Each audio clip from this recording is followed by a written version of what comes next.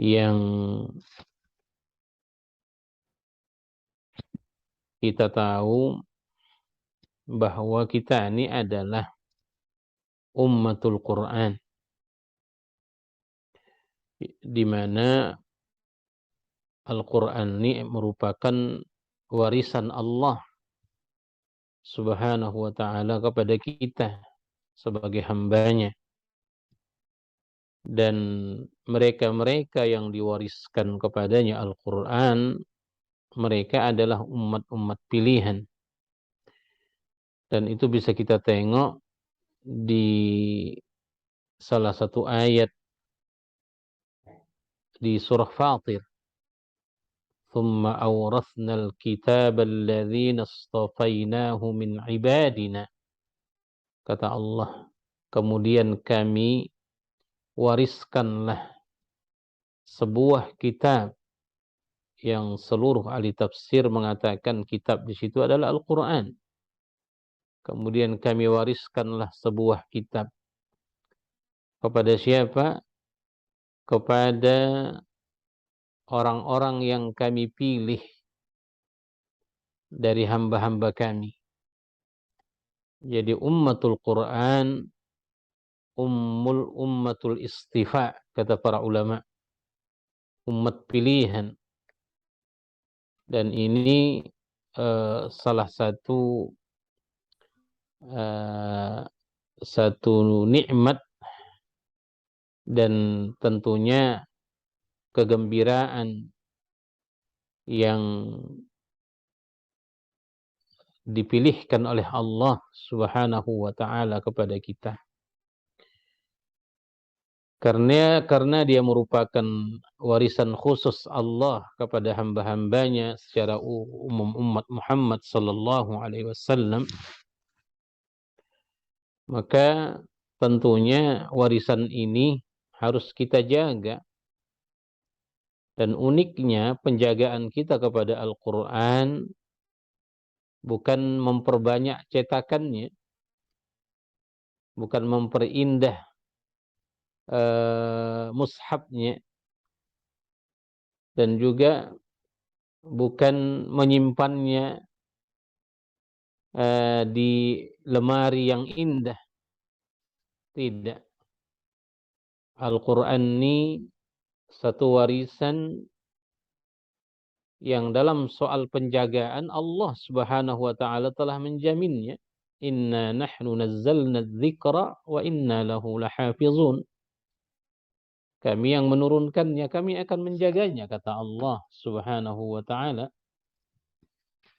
Begitu Allah menyampaikannya kepada kita kalau dari segi penjagaan. Akan tetapi penjagaan kita sebagai ummatul Quran, kata para ulama, sekurang-kurangnya ya tiga kewajiban atau tiga macam dari bentuk penjagaan yang dimulai dari tentunya tilawahnya. Mentilawahkan Al-Quran merupakan bentuk penjagaan kita kepadanya sebagai hamba Allah yang kita dekatkan diri kita kepada Allah lewat huruf-hurufnya. Lalu kata ulama, tadabburuhu, mentadabburinya.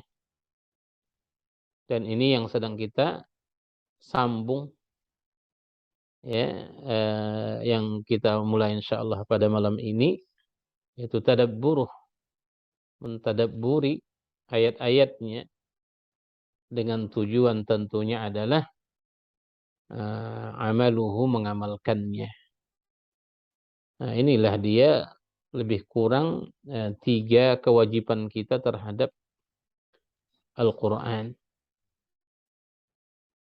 yang sudah sama-sama kita ketahui Bapak sekalian bahwa kalam Allah ini, Quran ini begitu banyak keunikan serta sifat yang Allah tegaskan kepada kita di dalam Quran.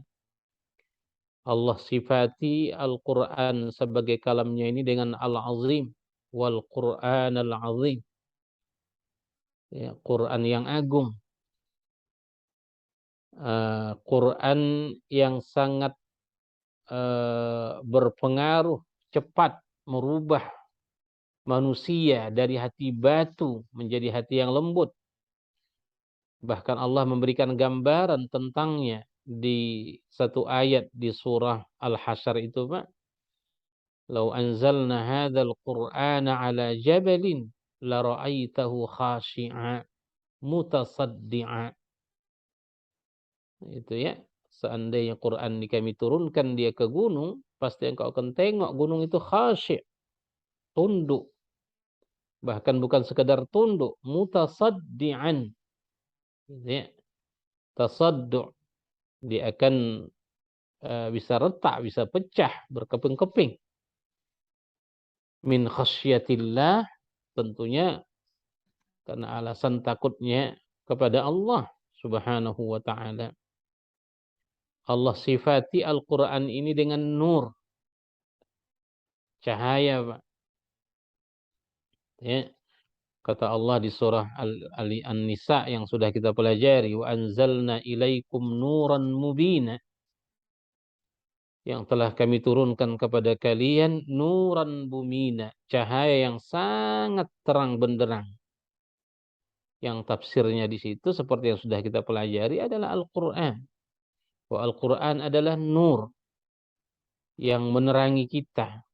Karena itu kata para ahli tafsir, mereka yang jauh dari Al-Qur'an, mereka adalah orang-orang yang kehilangan nur, kehilangan cahaya, kehilangan penerang, kehilangan pelita.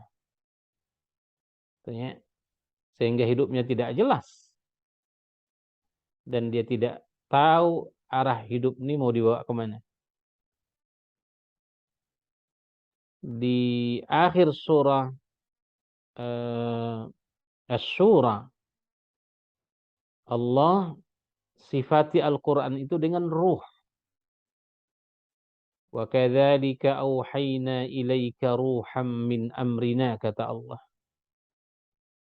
Demikianlah telah kami wahyukan kepadamu, kepada kalian, ruhan, satu ruh, min amrina, dari urusan kami. Yang kata para ulama, ruh di situ adalah Al-Quran. Bahwa dia adalah ghidha'u al-qalb atau ghidha'ul qulub, ghidha'un nafsi. Ya.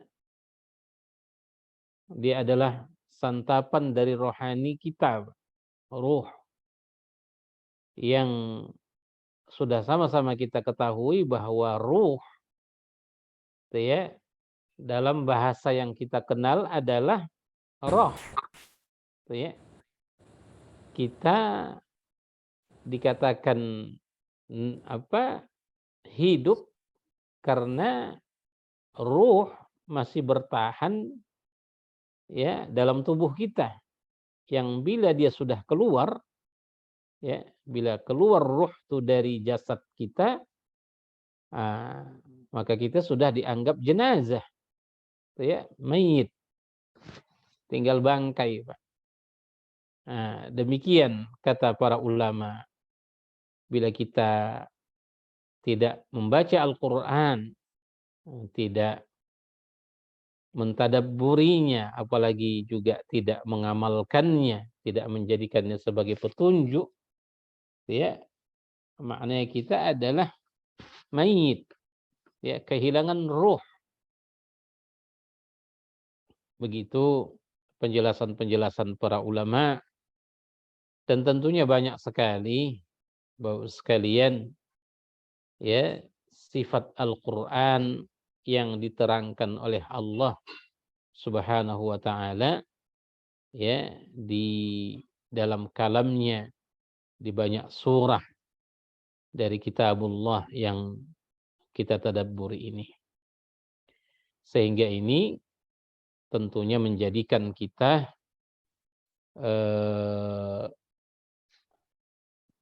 bertanggung jawab, ya, punya tanggung jawab terhadap kitab yang satu ini, Pak. yaitu Al-Quran, yang mudah-mudahan insya Allah Allah permudah kita untuk memahami ayat-ayatnya dan diistiqamahkan kita insya Allah terus-menerus mentadabburi serta mengamalkannya. Amin ya rabbal alamin. Dan tentunya salawat salam tak lupa kita sampaikan juga untuk junjungan kita Nabi besar Muhammad sallallahu alaihi wasallam. Semoga kita semua insya Allah, baik yang hadir pada malam ini atau yang belum berkesempatan hadir atau yang berhalang hadir, semoga kita semua diberkahi oleh Allah Subhanahu wa taala dengan keberkahan yang sempurna, memberkahi umur kita, memberkahi waktu kita, memberkahi keluarga kita, dan memberikan keberkahan kepada kita lewat harta dan kekayaan kita. Amin ya rabbal alamin. Itu saya kira sebagai muqaddimah awal dari pertemuan perdana ini, Bapak sekalian. Ini cuti paling terpanjang ya, Pak, di pengajian kita nih, Pak. Tapi alhamdulillah semuanya masih sehat-sehat dan semoga kita istiqamah. Baik. Adapun surah yang akan kita tadabburi pada malam ini tentunya seperti yang sudah dimaklumi bersama, kita masih di surah Yusuf. Dan terakhir kita berhenti di ayat yang ke-57.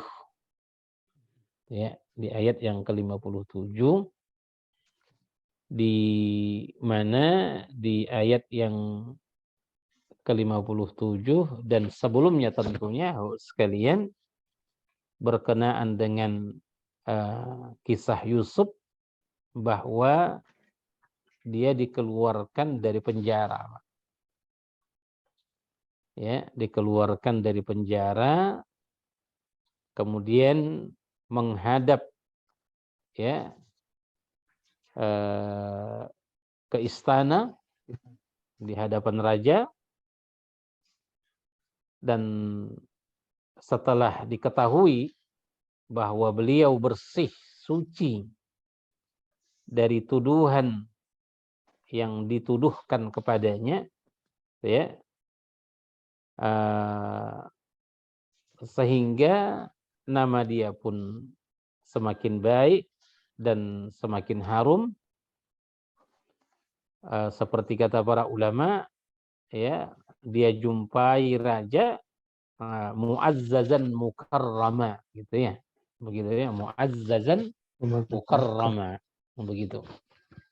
Jadi betul-betul beliau sangat dimuliakan oleh pihak kerajaan saat itu, yang pada akhirnya beliau pun ya sudah mendapatkan tempat yang mulia ya di pihak kerajaan pada saat itu, ya, dan meminta kepada Yusuf alaihissalam, ya, mereka meminta kepada Yusuf alaihissalam untuk membantu mereka dalam pengurusan negara, begitulah bahasa kita sekarang, Pak. Di mana Nabi Yusuf alaihissalam pun meminta kepada raja dengan ucapannya, ij'alni ala khazainil ardi inni hafizun alim. Ya, jadikanlah aku ya sebagai khazainil ard, maknanya ya, sebagai salah satu menteri itu ya bahasa kita, Pak. khazainul ard, yang lebih mengurusi masalah ya Khazanah. pangan dan sebagainya gitu kan. Nah, lalu dia ungkapkan alasannya kenapa dia meminta pekerjaan itu dengan ucapan Yusuf alaihissalam, inni hafizun alim. Ya, inni hafizun alim. Sesungguhnya aku ini adalah orang yang hafiz, ya, orang yang bisa dipercaya, bisa menjaga. Artinya menunjukkan hafizun ini bahwa dia punya kepandaian, ya, punya kepandaian. Ditambah lagi alim, ya, tambah lagi alim. Memang dia Ilmu. punya ilmu, Ilmu. punya kapasitas ilmu. Sehingga karena itu dia meminta pekerjaan tersebut dan singkatnya diserahkanlah itu kepadanya. Kata para ulama, dan tentu setelah kita juga baca surah Yusuf secara dari awal sampai akhir, bahwa mulai dari ayat ke-58 sampai akhir surah, ya, raja tidak lagi disebutkan, Pak. Ya, penyebutan raja dan seterusnya itu hanya berhenti sampai ayat yang ke-57. Ya. Itu satu. Yang kedua,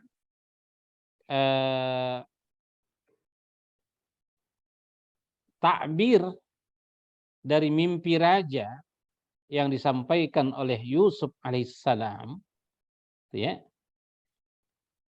bagaimana keadaan 7 tahun pertama ketika Yusuf, ya, mengatakan kepada raja bahwa tahun ini adalah 7 tahun itu tahun subur, ya, dan dianjurkan untuk hasil-hasil dari panen mereka selama 7 tahun itu disimpan, ya, lebih banyak disimpan dan mempergunakan seperlunya sebagai kita bilang sebagai stok yang akan dipergunakan nanti ketika mereka mengalami 7 tahun musim kemarau panjang yang memang tanah dan seterusnya tidak akan menumbuhkan apapun. Itu ya. Cerita nih, Pak, bagaimana 7 tahun pertama dengan 7 tahun yang kedua itu tidak disebutkan oleh Al-Quran kecuali seperti yang sudah kita pelajari, ya, Yusuf alaihissalam mentakbirkan mimpi raja itu. Nah, begitu ya. Jadi dari ayat ke-58 ini, dari ke-57 yang kita sebutkan tadi, cerita itu hanya kalau dalam bahasa Arabnya yutwa, hanya kesan saja, Pak. Jadi tidak dijelaskan bagaimana keadaan di 7 tahun pertama dengan 7 tahun yang kedua itu. Semua itu kata para ulama, ya, semua itu kata para ulama berhasil secara baik dilewati negara Mesir saat itu, yang memang salah satu yang sudah ikut mentadbir kerajaan saat itu adalah Yusuf alaihissalam. Ya, bahkan kita bilang tadi takbir dari mimpi raja 7 tahun pertama menanam, 7 tahun kedua itu akan kemarau panjang dan seterusnya. Nah, inilah yang dibantu oleh Nabi Yusuf alaihissalam sehingga mereka keluar dari kesulitan ekonomi ini. Itu ya, dan semua itu, ya, semua penjabaran-penjabaran yang kita sebutkan tadi itu kata para ulama terkumpul sekalian di ucapan Yusuf alaihissalam, inni hafizun alim. Ya, inni hafizun alim. Nah, jadi krisis ini mereka lewati dengan baik, ya, sampai tidak ada yang kelaparan, ya, padahal cukup panjang istilahnya musim kering itu dan seterusnya. Tapi karena kepandaian Yusuf, karena keahliannya, nah itu ya yang ditandai dengan dua sifat yang dia sebutkan pada dirinya, inni hafizun alim, maka mereka melewati krisis itu dengan baik. Karena itu di ayat kita malam ini, ayat yang ke-58, ya. Nah, ini sudah masuk ke cerita yang sudah kita katakan tadi, tak lagi ada di sini keterlibatan raja, ya. Nah, tidak lagi diceritakan di situ tentang kesulitan dan sebagainya. Maka di ayat yang ke-58 ini qala Allah Ta'ala a'udzu billahi minasyaitonir rajim bismillahirrahmanirrahim wa jaa ikhwatu Yusuf fadakhalu alaihi fa'arafahum wa hum lahu munkirun. Ya. Kata para ulama,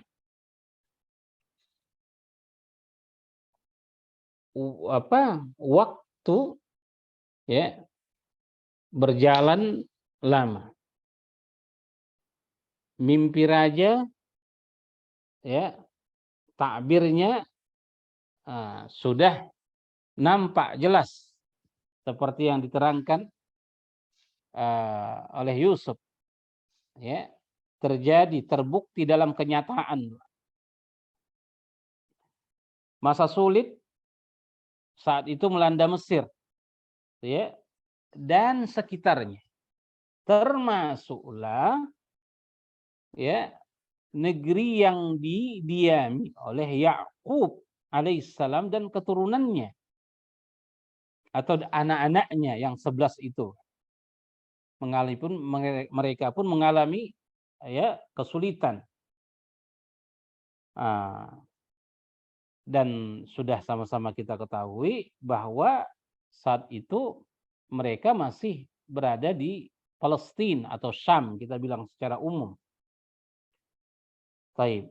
Karena mereka mendengar, ya, karena mereka mendengar bahwa di Mesir, ya, bahwa raja atau kerajaan, ya, pihak kerajaan membagikan pasokan pangan, ya, untuk orang-orang yang memerlukannya, ya, bisa dengan membagikan secara cuma-cuma kata para ulama, ya, atau menjualnya, pihak kerajaan menjualnya dengan harga yang sangat murah. Begitu penjelasan ulama kita, ya, atau menjual pasokan pangan itu kepada orang yang memerlukannya dengan harga yang sangat murah. Inilah yang menjadi pendorong, ya, bagi keluarga Nabi Yakub alaihissalam yang mengalami kesulitan, ya, di Palestina saat itu untuk memerintahkan kepada anak-anaknya berangkat ke Mesir, ya, membeli pasokan pangan yang kita katakan dijual dengan sangat murah. Makanya apa kata Allah? Wa jaa ikhwatu Yusuf. Ya, datanglah saudara-saudara Nabi Yusuf alaihissalam ke Mesir, ya, pada khalu alaih, mereka pun berjumpalah dengannya, masuklah mereka kepadanya, kepada Yusuf alaihissalam, menunjukkan sekalian kata para ulama dari ucapan ini, ya, maaf, bukan ucapan, dari ayat ini, pada khalu alaihi, ya, pada khalu alaihi, kata ulama kita menunjukkan bahwa Yusuf alaihissalam yang turun tangan secara langsung, ya, memberikan pasokan pangan itu kepada orang-orang yang memerlukannya atau yang akan membelinya. Ya, fadakhalu alaihi. Dan ketika keluarganya atau saudara-saudaranya datang, ya, masuk ke tempat di mana Yusuf berada, yang di sana dia membagikan pasokan pangan itu, fa'arafahum. Fa ini menunjukkan cepat, Pak. Ya kan? Menunjukkan cepat. Fa'arafahum, dia langsung mengenali saudara-saudaranya itu, ya, yang kata Ibnu Ashur rahmatullahi alaih dalam tafsirnya, menunjukkan kecerdasan dan kuatnya ingatan Nabi Yusuf alaihissalam. Gitu ya. Fa'arafahum, dia langsung mengenali mereka. Ya, dia langsung mengenali mereka. Akan tetapi wahum lahu mungkirun. Sedangkan ya, saudara-saudara Yusuf, mereka tidak lagi mengenali Yusuf. Ya, mereka tidak lagi mengenalinya. Taib. Padahal ya, kalau kita hitung-hitung Bapak sekalian, pertemuan Nabi Yusuf terakhir dengan saudaranya itu di mana?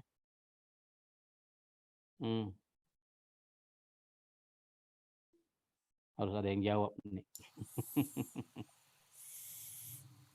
Di sumur kan? Di Perigi ya.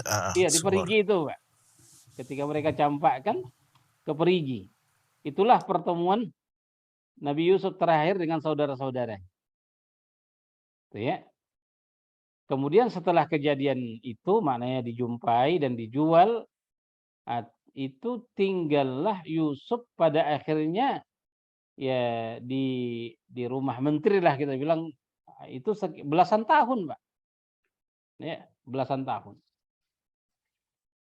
Kemudian di penjara, ya, di penjara, dan itu sekitar 7 dan 10 tahun, ya. Kemudian tambah lagi masa 7 tahun pertama, ya, masa 7 tahun pertama musim menanam dan menyimpan hasil tanaman yang untuk dipersiapkan untuk 7 tahun kedua di masa sulit nanti. Jadi dihitung-hitung oleh para ulama kita itu sekitar 35 atau 40 tahun, Pak. Ya, perpisahan Yusuf dengan saudara-saudaranya itu alaihissalam. Karena baru berjumpa di 7 tahun berikutnya di masa sulit. Itu ya. Jadi singkatnya begitu kata para ulama kita. Jadi saudara-saudaranya yang 10 itu, karena Bunyamin tinggal tak ikut bersama mereka kan. Tak lagi mengenali Nabi Yusuf karena perjumpaan mereka dengan Nabi Yusuf itu masih belia kita katakan. Sangat kecil, Pak. Sementara setelah 40 tahun kemudian baru mereka jumpa, ya tentu anak yang masih belia, ya proses pertumbuhannya itu kan akan berubah-ubah. Ya, akan berubah. Wajar mereka sudah tidak mengenalinya lagi, apalagi adik yang mereka campakkan ke Perigi, ya, tak akan terpikir pada diri mereka kalau anak ini menjadi satu pejabat penting dalam kerajaan. Ya. Jadi betul-betul jauh dari pikiran mereka. Karena seperti yang dikatakan oleh para ahli tafsir, mereka menduga memang Yusuf sudah tidak ada, sudah wafat, sudah mati gitulah, Pak, secara kasar.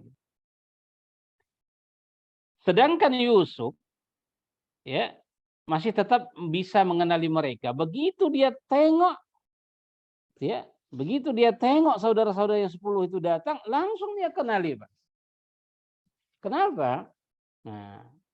Kata ulama, karena mereka memang ketika mencampakkannya ke perigi, mereka tuh adalah orang-orang yang sudah dewasa. Jadi 40 tahun kemudian berjumpa lagi dengan mereka, mereka tuh tak jauh berubah. Artinya masih bisa dikenali gitu. Ya, itu ungkapan-ungkapan para ulama kita di ayat ini fa'arafahum wa hum lahu munkirun. Ya. Singkatnya, mereka pun mendapatkan jatah ya dari pasokan pangan yang akan mereka bawa ke Palestina. Makanya kata Allah dalam ayat ini, walamma jahazahum bijahazihim. Ya. Qala u'tuni bi akhil lakum min abikum. Ala tarawna anni ufil kaila wa ana khairul munzilin. Ya.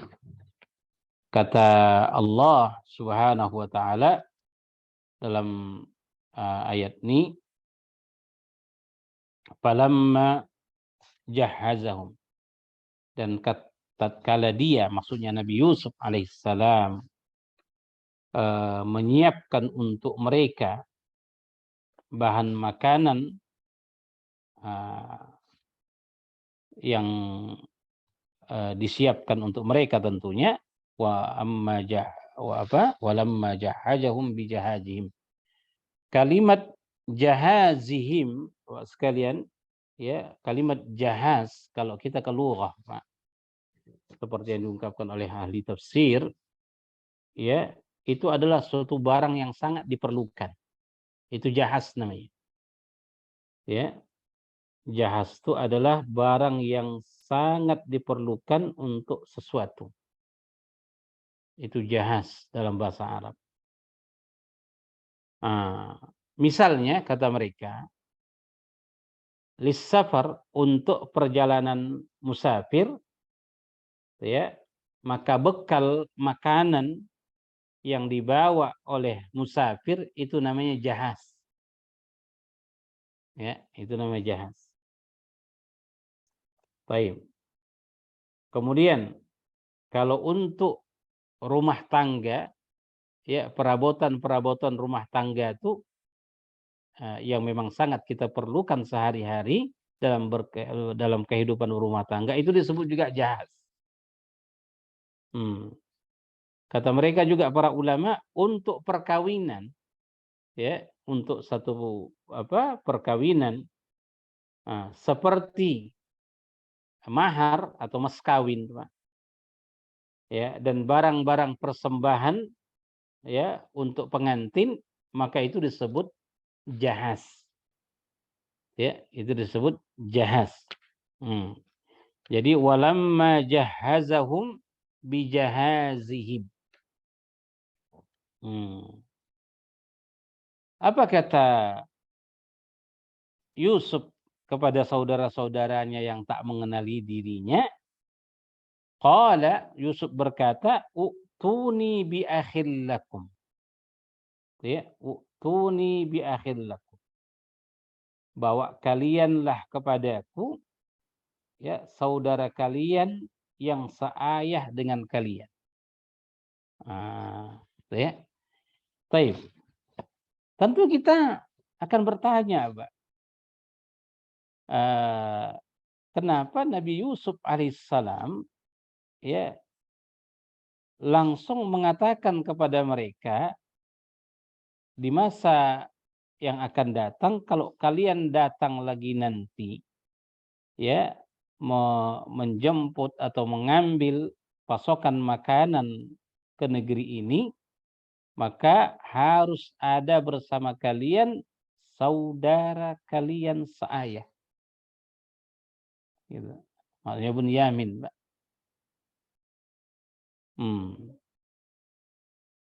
Tentu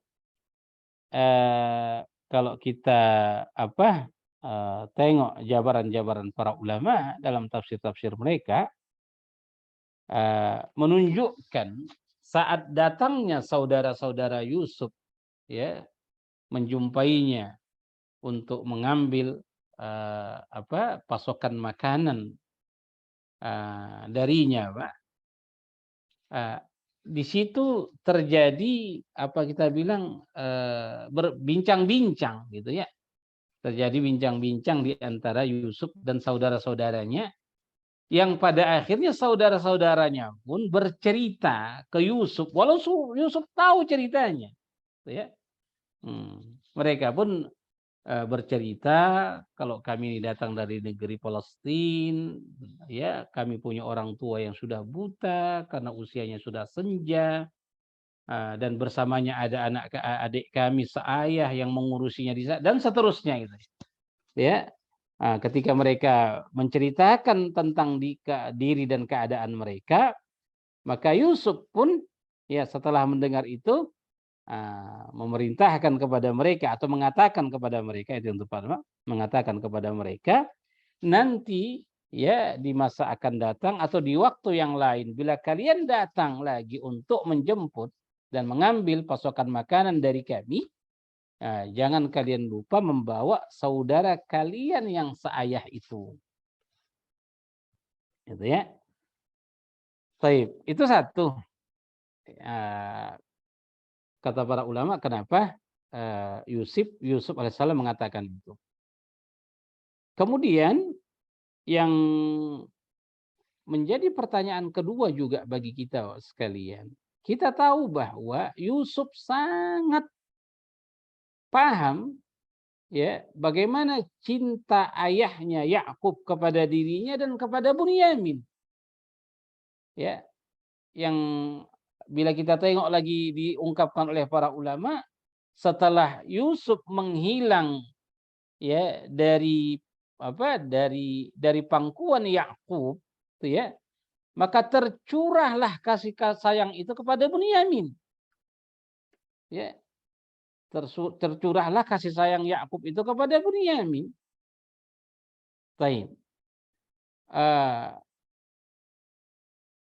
Yang menjadi pertanyaan bagaimana bisa Yusuf memerintahkan kepada saudara-saudaranya ya untuk membawa Bunyamin ya di masa yang akan datang, sementara Yusuf sendiri tahu bahwa ayahnya tidak bisa ya berjauhan dengan Bunyamin.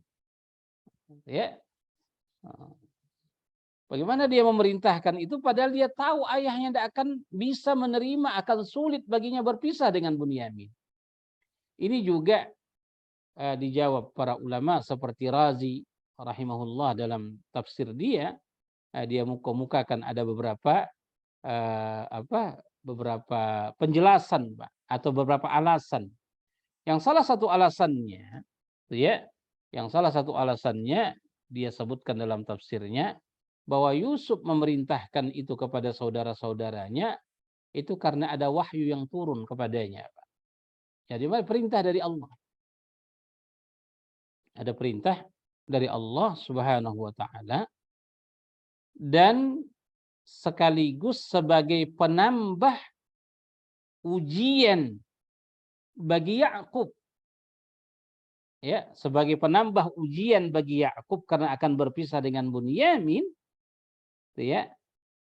Dan bila dia berhasil melewati ujian ini, ya, berpisahnya dengan Bunyamin, ya, maka dia akan mendapatkan kembali pahala yang luar biasa sebagaimana yang dia dapatkan ketika sudah berpisah dengan Yusuf. Itu satu ungkapan para ulama kita seperti Razi rahimahullah. Kemudian juga ada pendapat yang kedua, kata Ar-Razi rahimahullah, bahwa Yusuf memerintahkan itu ya kepada saudara-saudaranya untuk menghadirkan Bunyamin di pertemuan berikutnya nanti di masa akan datang agar semakin sempurna kegembiraan sang ayah Yakub ya bila sudah tiba masanya nanti ya mereka akan kembali menjumpai Yakub alaihissalam ya dengan jumlah yang sempurna menjadi 12. Itu ya. Nah, jadi bukan hanya berjumpa dengan yang 11, Pak. Itu ya. Saudara yang 10 dengan Bunyamin, ya, tapi juga dilengkapi oleh yang ke-12, itulah dia Yusuf yang sudah lama menghilang, gitu ya kira-kira. Nah, jadi ini salah satu cara untuk lebih membuat sang ayah bergembira, ya, ketika Bunyamin dan Yusuf itu sudah pulang bersama-sama, ya, berjumpa dengan sang ayah. Ini juga menjadi alasan Razi. Atau yang ketiga, Pak, saya secara pribadi lebih cenderung kepada pendapat Razi yang ketiga ini. Diperintahkannya saudara-saudara Yusuf itu di masa akan datang, ya, membawa, ya, Bunyamin, ya, ke Mesir, ya.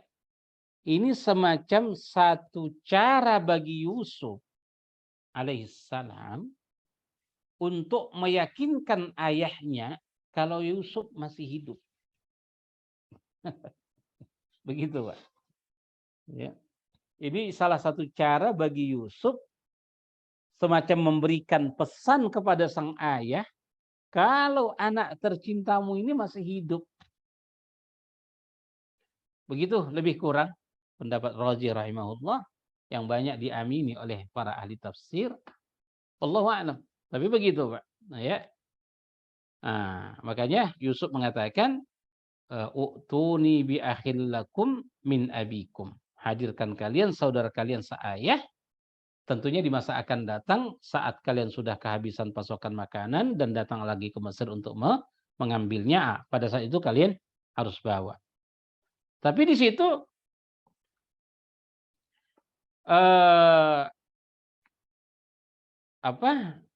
seolah-olah di pertemuan Yusuf dengan saudara-saudaranya itu, saudara-saudaranya itu saat bercerita bahwa kami punya ayah dan seorang saudara seayah di Palestina yang tak memungkinkan keduanya ikut bersama kami menjemput pasokan makanan ini. Karena itu kami meminta kepadamu, walaupun mereka tidak ada bersama kami, sempurnakanlah jatah mereka, beri jatah mereka, gitu ya, beri jatah mereka. Itu kira-kira, Pak, obrolan saudara-saudara Yusuf kepadanya, sekalipun ayah dan saudara seayah mereka Bunyamin tidak bersama mereka, tapi mereka meminta kepada Yusuf agar bagian keduanya juga diberikan kepada mereka. Atas dasar itu, apa kata Yusuf kepada saudara-saudaranya? Ala tarawna anni ufil kail. Bukankah kalian sudah tengok bahwa aku ini telah menyempurnakan, ya, bahwa aku ini telah menyempurnakan sukatan untuk kalian, ya, aku ini telah menyempurnakan sukatan untuk kalian. Artinya kalian bersepuluh, ya, kalian 10 orang, ya, jatah kalian 10 sudah saya sempurnakan. Ini adalah satu keadilan, ini satu kebaikan.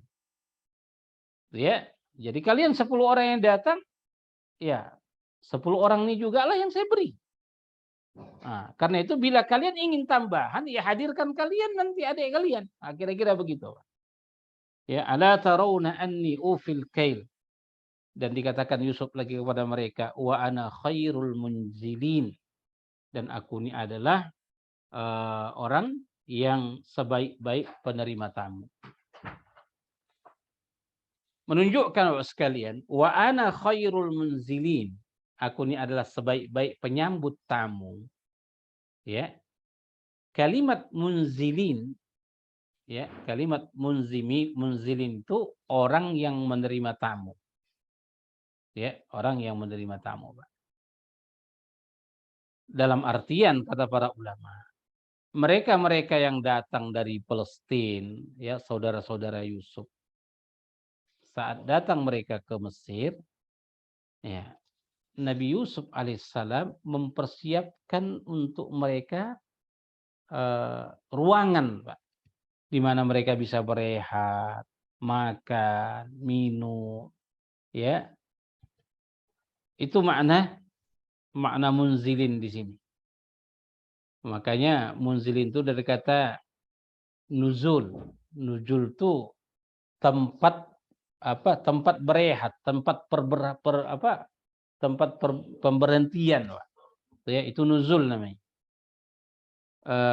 Kata para ulama, kalau kita akan misalnya berkunjung ke rumah orang-orang penting seperti orang-orang kerajaan, Pak, sebelum kita masuk ke ruangannya, kita ditempatkan dulu di ruang tunggu. Nah, dalam bahasa Arab ruang tunggu itu disebut nuzul, gitu ya. Makanya kan di doa di doa yang diajarkan Nabi SAW kepada kita di salat jenazah kan, Allahumma ighfir lahu warhamhu wa'afihi wa'fu anhu wakrim nuzulahu. Ya, wakrim nuzulahu. Muliakanlah tamumu ini ya Allah gitu. Hamba yang datang kepadamu, muliakanlah tamumu ini ya Allah. Kira-kira begitu.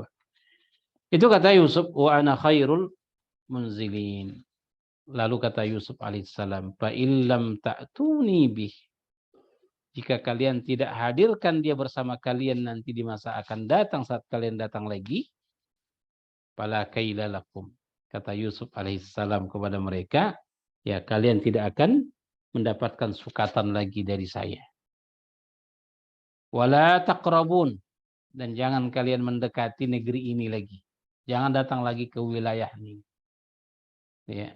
Atau kata para ulama, wala taqrabuni, jangan kalian jumpai aku. Kalau kalian mau menjumpai yang lain silakan, tapi aku jangan. Kalau kalian tak bawa adik kalian. Kira-kira begitu, Pak. Qalu, apa jawaban saudara-saudara Yusuf? Sanurawidu anhu abahu wa inna lafa'ilun. Ya. Kata mereka kepada Yusuf alaihissalam, kami akan membujuk ayahnya, membujuk ayah Bunyamin, yaitu Yakub. Baik. Sanurawidu anhu abah, menunjukkan kalimat sanurawidu ini, Pak. Ungkapan mereka kepada Yusuf alaihissalam, ya, apa saya bilang tadi, menunjukkan bahwa ini bukan perkara yang mudah bagi mereka. Ya, ini bukan perkara yang mudah bagi mereka untuk meyakinkan sang ayah Yakub, ya, agar Bunyamin saudara Yusuf alaihissalam bisa bersama mereka di masa akan datang untuk berjumpa dengan Yusuf alaihissalam. Itu kata ulama kita. Qalu sanurawidu anhu abah. Karena itu mereka bilang, akan kami usahakan. Wa inna la fa'ilun. Akan kami kerjakan. Akan kami usahakan bagaimana caranya, ya, supaya Bunyamin bisa dilepaskan ayah mereka. Jadi sanurawidu ini menunjukkan ini bukan perkara ringan bagi mereka. Gitu ya. Wa inna la fa'ilun. Taib. Tibalah masa keberangkatan pulang menuju Mesir, Pak. Menuju Palestina. Apa kata Yusuf? Wa qala litfityanihi. Maka Nabi Yusuf alaihissalam pun ya memerintahkan ya kepada pembantu-pembantunya, fityanihi. Fityan itu jamak dari fata. Ya. Fityan itu jamak dari fata. Fityanihi.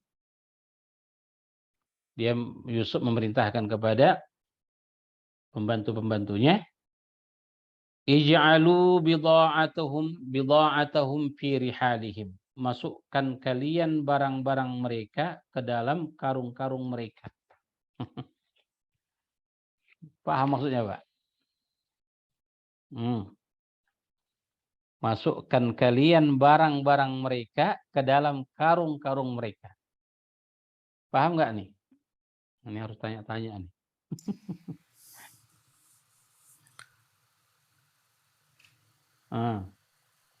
Apa yang terbayang di Pak Syahrul dengan dengan ayat ini? Yusuf mengatakan kepada bawahan-bawahannya, kepada pembantu-pembantunya, agar memasukkan barang-barang mereka. Maksudnya mereka di sini saudara-saudara Yusuf. Nah, ya, saudara Yusuf ke dalam karung-karung gitu, wadah-wadah. Rihal tuh dari jamak rohal tuh. Rahlun tuh kan bepergian, maknanya barang bawaan ketika safar. Ya, karena Mesir dengan Palestina ya dianggap safar gitu kan. Baik, bidha'atahum, barang bawaan. Yang kalau kita tengok dalam tafsir, barang bawaan saudara-saudara Yusuf ya dari Palestina ke Mesir itu, Pak, satu kulit kayu. Kulit kayu, Pak. Kemudian ni'al. Ya, apa kita bilang? Sendal, sepatu, kira-kira begitu. Ya, masa itu. Nah, kenapa mereka bawa ini dari Palestina ke Mesir, Pak? Nah, inilah yang mereka jadikan sebagai penukar dari makanan pokok yang diberikan ke mereka. Ya, makanya kan dalam fikih itu jual beli itu kan ada 3 macam. Ada yang bai'ul mutlak. Ya, bai'ul mutlak itu adalah seperti yang sekarang kita lakukan dalam transaksi kita. Bapak datang ke supermarket atau kemana, ke pusat perbelanjaan, kita kasih duit, dia kasih kita barang. Itu namanya bai'ul mutlak. Ya.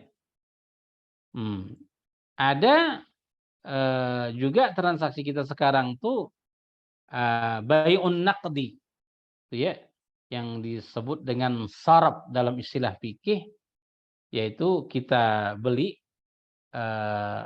dolar dengan rial, ya, ringgit dengan rupiah, kira-kira ini namanya saraf. Ini juga jual beli namanya bai'us sarf, gitu ya. Baik. Sedangkan yang ketiga yang ada dalam ayat ini, Pak, namanya bai'ul muqayadah. Jadi kita lakukan transaksi jual beli, tapi barang dibeli dengan barang.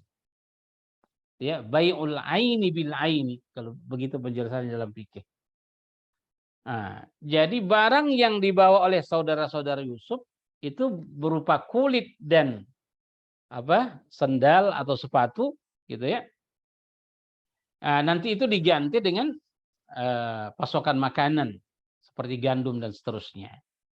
Itu namanya bai'ul muqayyad. Jadi ketika mereka akan berangkat, tanpa sepengetahuan mereka, Yusuf memerintahkan kepada pembantu-pembantunya, itu barang yang mereka bawa sebagai penukar pasokan makanan ini, masukkan ke dalam karungnya.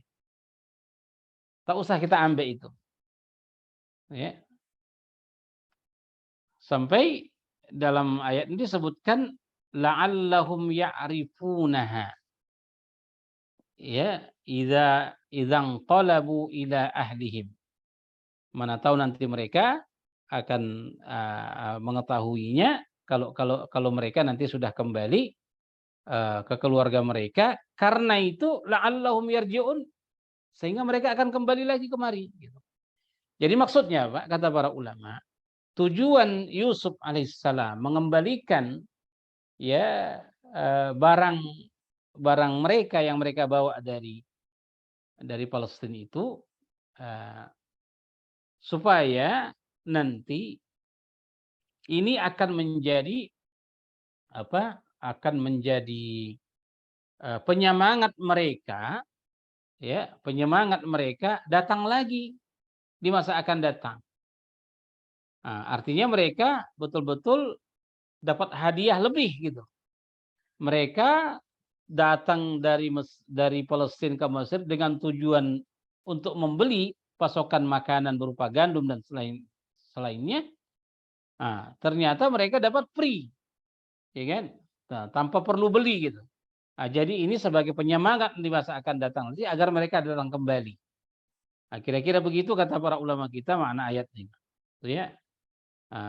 La'allahum ya'rifunaha idzan qalabu ila ahlihim la'allahum yarji'un.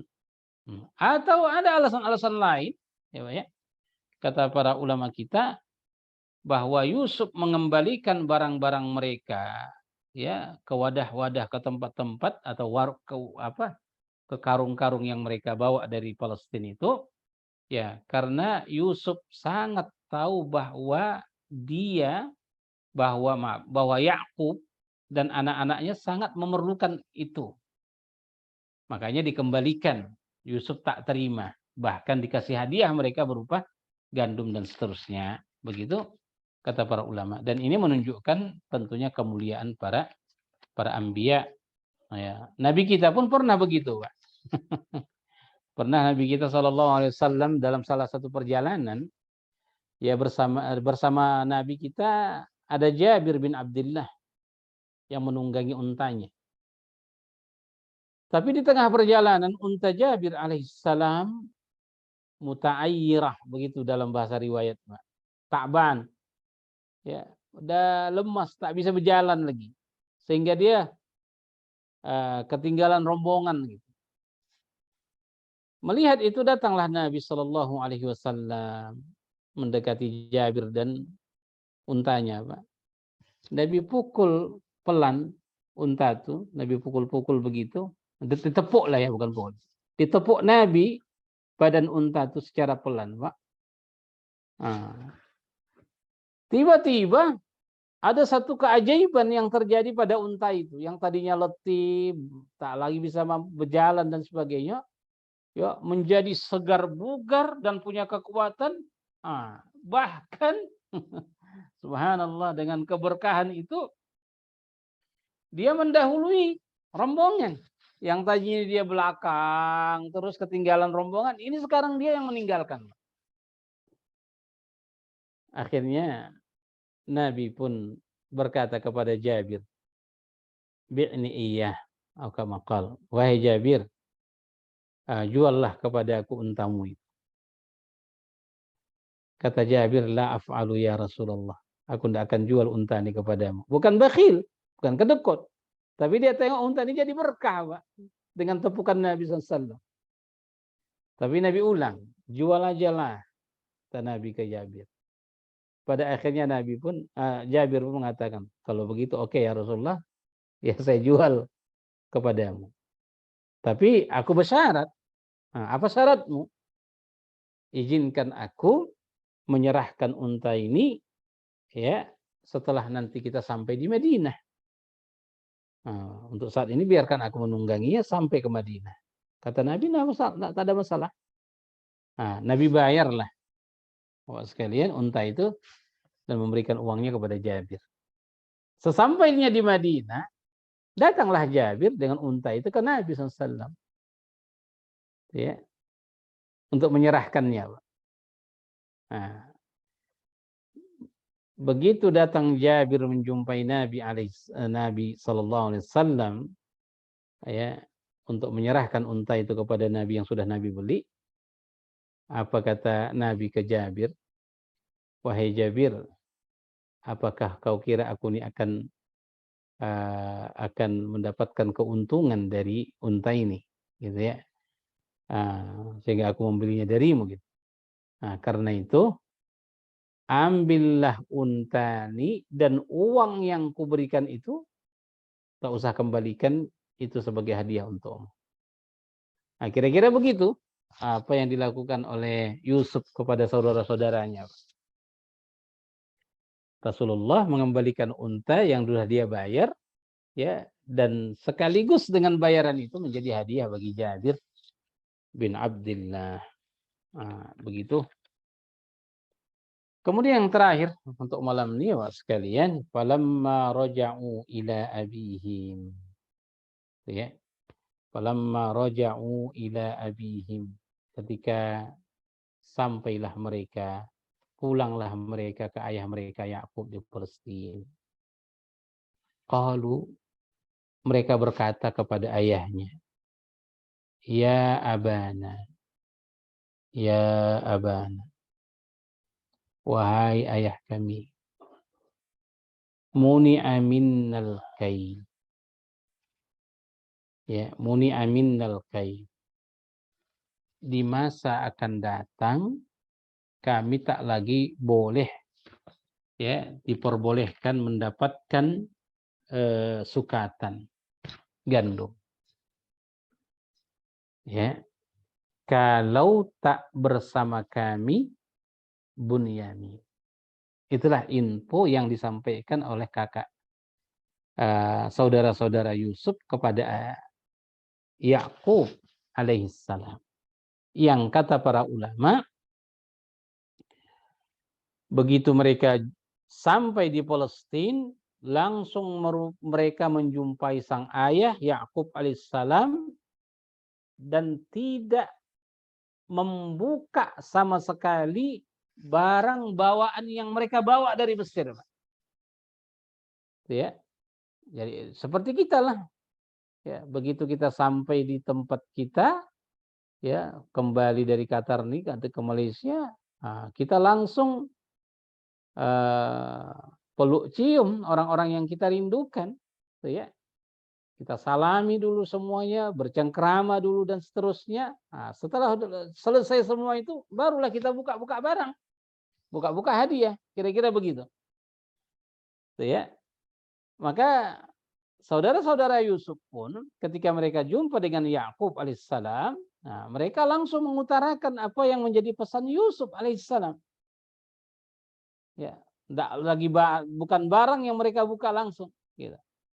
Langsung mereka katakan, ya abana muni aminnal kai. Satu saat akan datang kami tak bisa lagi dapat sekatan pangan atau gandum, kecuali bersama kami Bunyamin. Gitu. Karena itu fa'arsil ma'ana akhana. Maka nanti kalau udah gandum kita habis dan kita memerlukan pasokan lain, maka biarkanlah dia, utuslah dia bersama kami, ya, yaktal, maknanya meminta pasokan pangan. Lalu mereka yakinkan ayahnya, wa inna lahu lahafizun, akan kami jaga dia, wahai ayah, gitu. Karena kalau tak ikut dia, kami tidak akan dapat apa-apa lagi. Kalaupun datang kami nanti ke Mesir meminta bantuan balik, kami tidak akan dikasih bantuan kalau tidak ada Bunyamin bersama kami. Baik. Apa kata Yakub alaihissalam? Qala hal amunukum alaihi illa kama amintukum ala akhihi min qabl. Ya. Maka sang ayah Yakub alaihissalam, ya, mengatakan kepada anaknya, apakah aku mempercayakannya kepada kalian, ya, kecuali seperti aku telah mempercayakan saudaranya kepada kalian dahulu.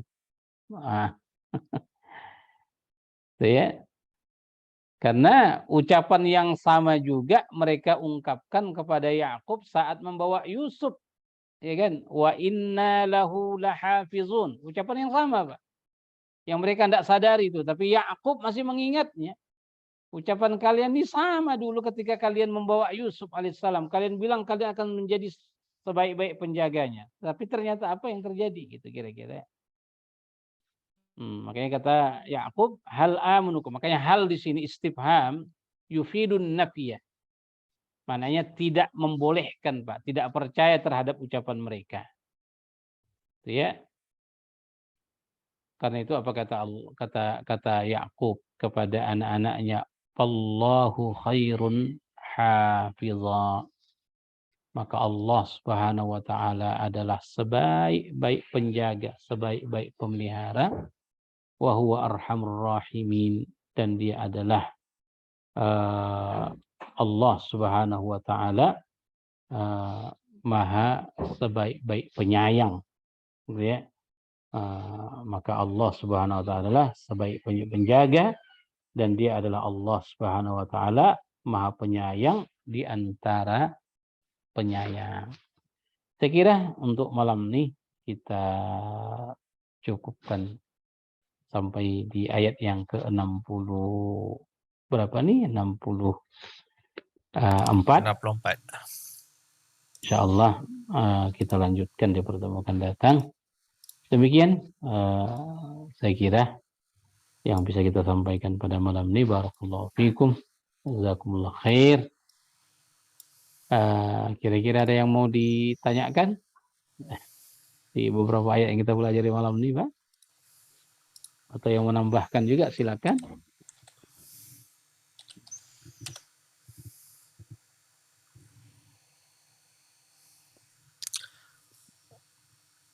Ustaz, ada satu soalan Ustaz. Waktu Ya. ni agak-agak berapa umur Bunyamin ni Ustaz?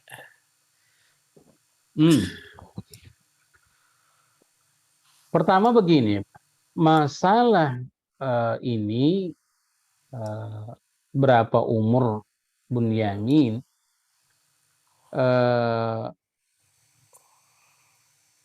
kalau kita katakan umur Yusuf alaihissalam, ya, pertemuan dia dengan saudara-saudaranya itu setelah 35 atau 40 tahun, ya, maka bisa kita perkirakan bahwa umur Bunyamin saat itu ya sekitar 30 atau 35, seperti itu, Pak. Karena memang dia masih lebih, apalagi kita bilang masih sabi, ya, masih kanak-kanak betul, ya, karena Yusuf aja dilemparkan saudara-saudaranya ya ke perigi itu juga masih sangat belia gitu, apalagi Bunyamin saat itu, ya, apalagi itu perkiraan kita begitu. Walau kata para ulama mengetahui ya berapa persisnya usia-usia mereka yang diceritakan dalam ayat ini, baik saudara-saudaranya, baik Yusuf sendiri atau Bunyamin, ya, apalagi Nabi Yakub, ya, kata para ulama itu tidaklah begitu menjadi perhatian para ahli tafsir, ya. Tapi yang jelas mereka hanya menceritakan kisah ini sebagai pelaku-pelakunya adalah Yusuf, saudara-saudaranya, Bunyamin, kemudian penguasa, raja gitu kan. Dan tentu Nabi Yakub alaihissalam yang betul-betul di usia senjanya. Begitu ya kira-kira, Pak. Allahu a'lam. Jazakallah khair Ustaz. Iya, insyaallah.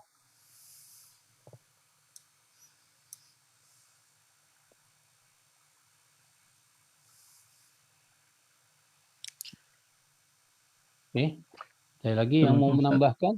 Salam, fadhal. Ada dalam mukadimah tadi Ustaz menyebut pasal Quran. Ayo. Salah satu daripada rukun iman kita percaya pada kitab.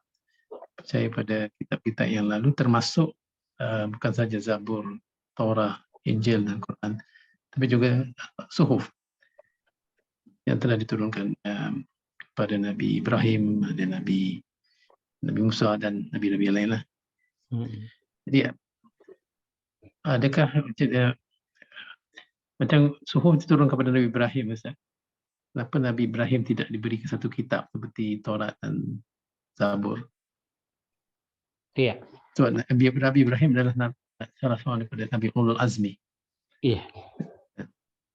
Hikmahnya. Oh iya, baik. Seperti yang sudah kita ketahui bahwa Allah Subhanahu wa taala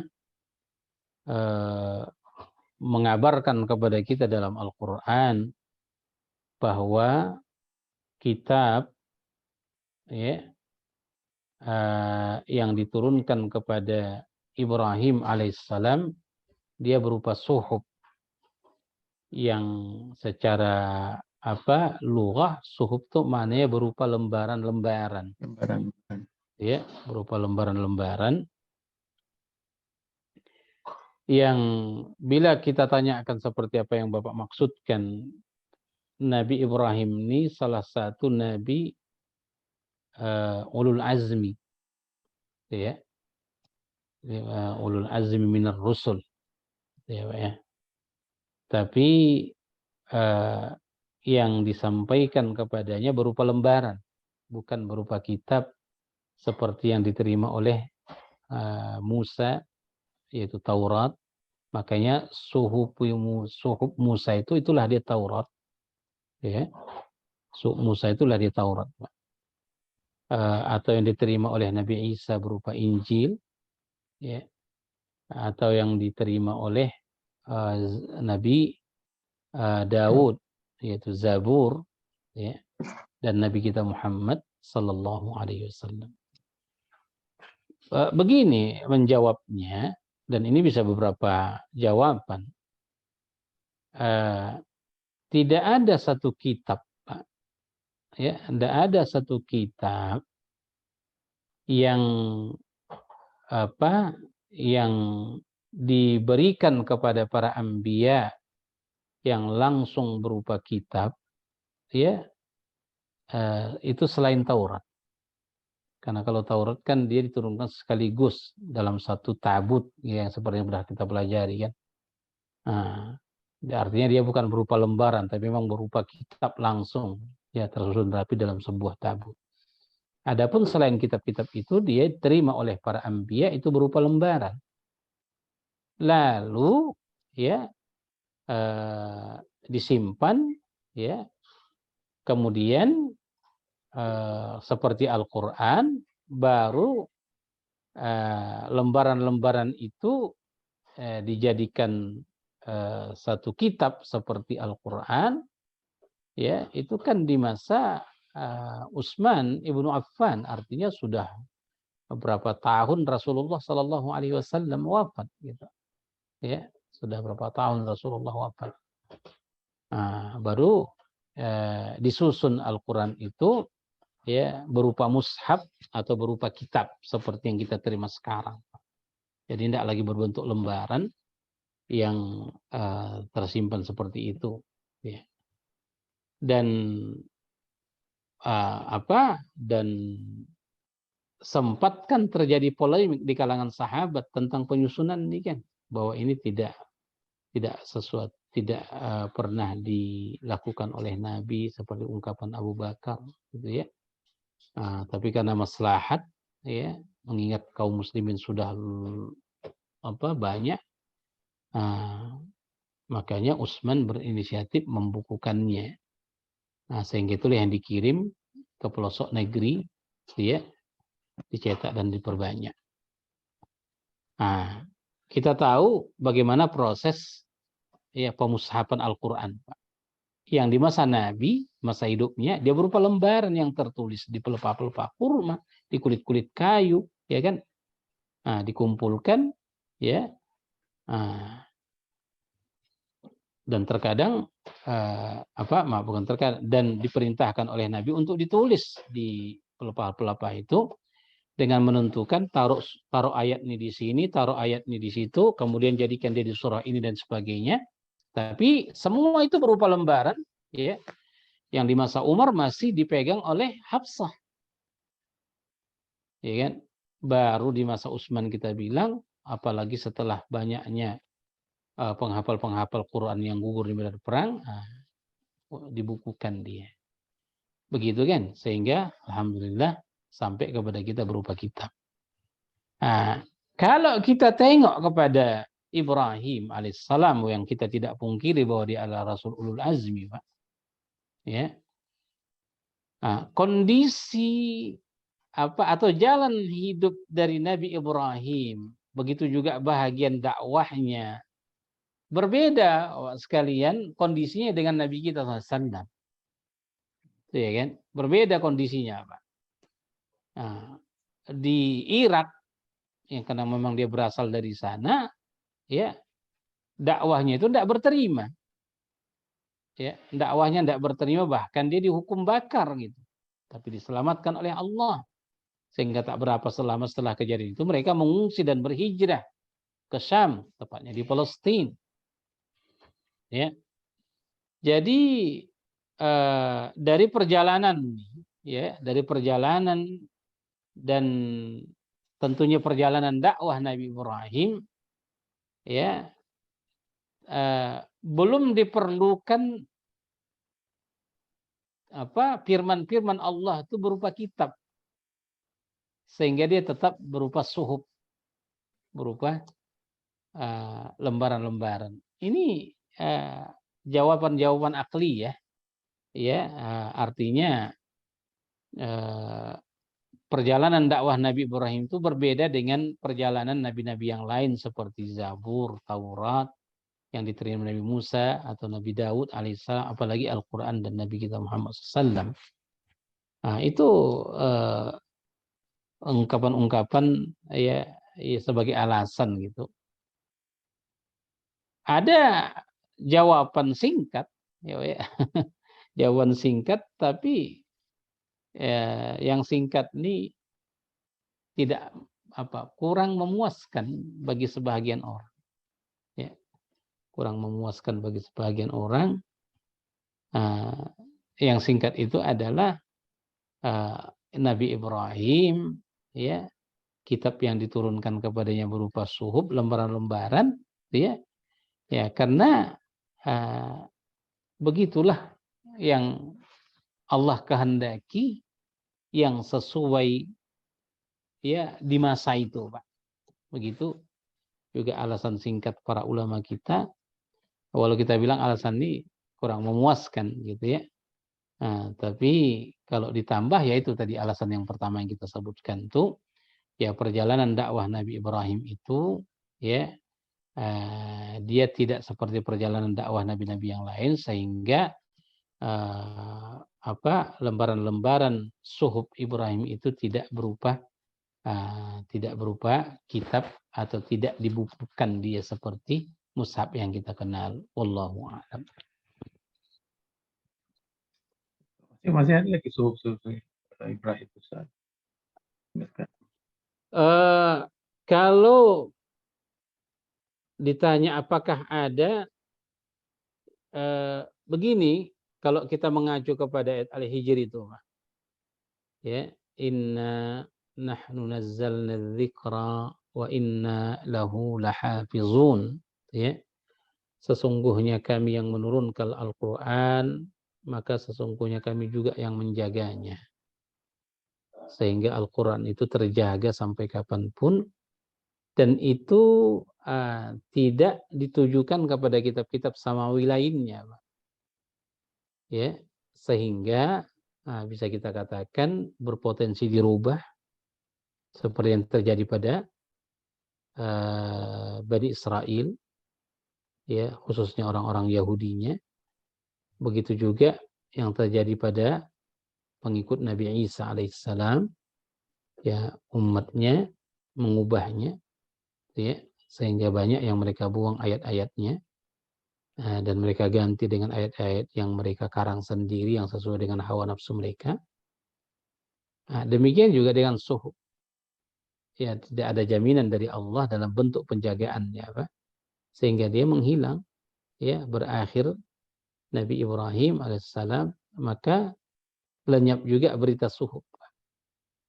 Nah, kenapa? Karena tidak seperti penjagaan Allah dengan Al-Quran. Kenapa Allah tidak jaga? Karena memang dia bukan kitab terakhir, ya, dia bukan kitab terakhir seperti Al-Quran.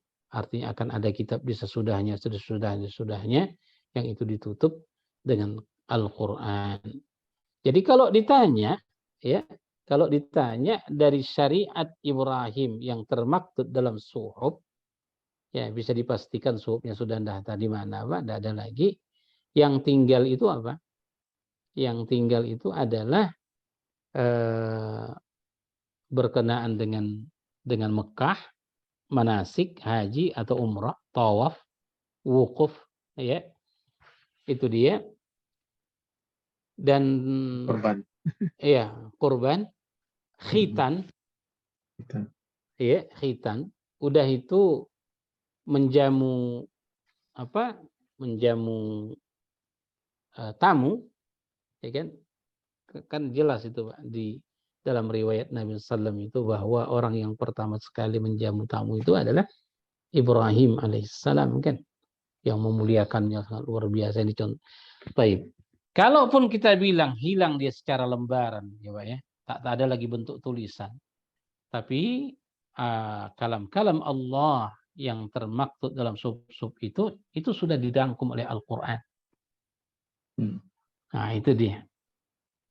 Nah, sudah dirangkum di dalam Al-Quran dan diceritakan kepada kita tentang Nabi Ibrahim dan ajarannya, ya kan? Nah, itu semua alhamdulillah tergambar bagi kita di kitabul Quran kita ini. Begitu kira-kira. Allahu a'lam. Jazakallah. Iyyakum insyaallah. Saya kira untuk malam ini sudah jam 10.30, 9.30 ya. Ya. Besok pada bekerja semua. Jadi untuk malam ini kita cukupkan dulu sampai di sini.